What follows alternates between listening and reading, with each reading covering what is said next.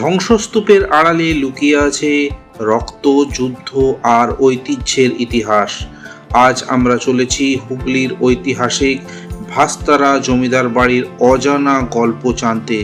চলুন আজ খুঁজে দেখি সেই হারিয়ে যাওয়া ইতিহাসের গল্প। Welcome to Bhastara Jamidar Badi. I am Samesh and you are watching Travel with Samesh.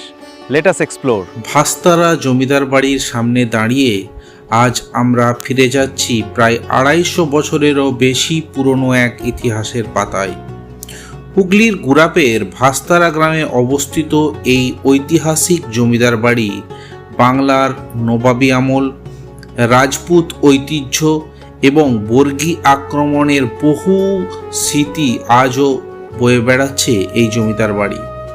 চলুন এবার প্রবেশ করি এই প্রাচীন প্রাসাদের অন্দরমহলে এবং জানি এর গৌরবময় ইতিহাস। সিংহ বংশ মূলত রাজস্থানের এক রাজপুত বংশ।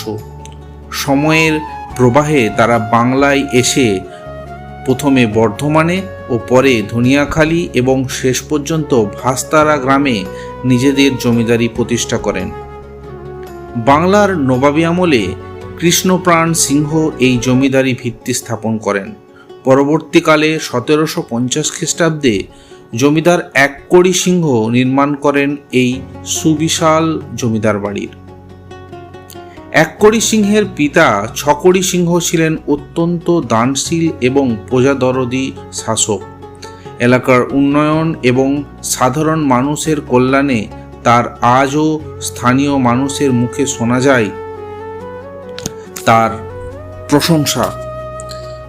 তবে এই জমিদার বাড়ির ইতিহাস শুধুমাত্র ঐশ্বর্য আর জমিদারি কাহিনীর নয়, এর সঙ্গে জড়িয়ে আছে এক রক্তাক্ত অধ্যায়ের। অষ্টাদশ শতকে বাংলা জুড়ে বর্গীদের ভয়ঙ্কর তাণ্ডব, মানুষের জীবনে নেমে এসেছিল চরম দুর্ভোগ। স্থানীয় জনশ্রুতি অনুসারে কুখ্যাত বর্গী নেতা ভাস্কর পণ্ডিতের নাম থেকেই নাকি এই ভাস্তারা গ্রামের নামকরণ হয়। এই অঞ্চলে একাধিকবার বর্গী আক্রমণের শিকার হয়েছিল।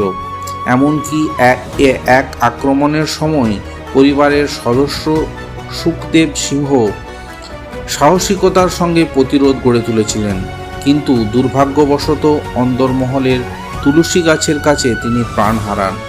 আজও সেই স্থানের নীরব সাক্ষী হয়ে দাঁড়িয়ে আছে সেই যোদ্ধার আত্মত্যাগের গল্প। শিক্ষার প্রসারেও সিংহ পরিবারের অবদান ছিল অনস্বীকার্য। 1859 সালে যজ্ঞেশ্বর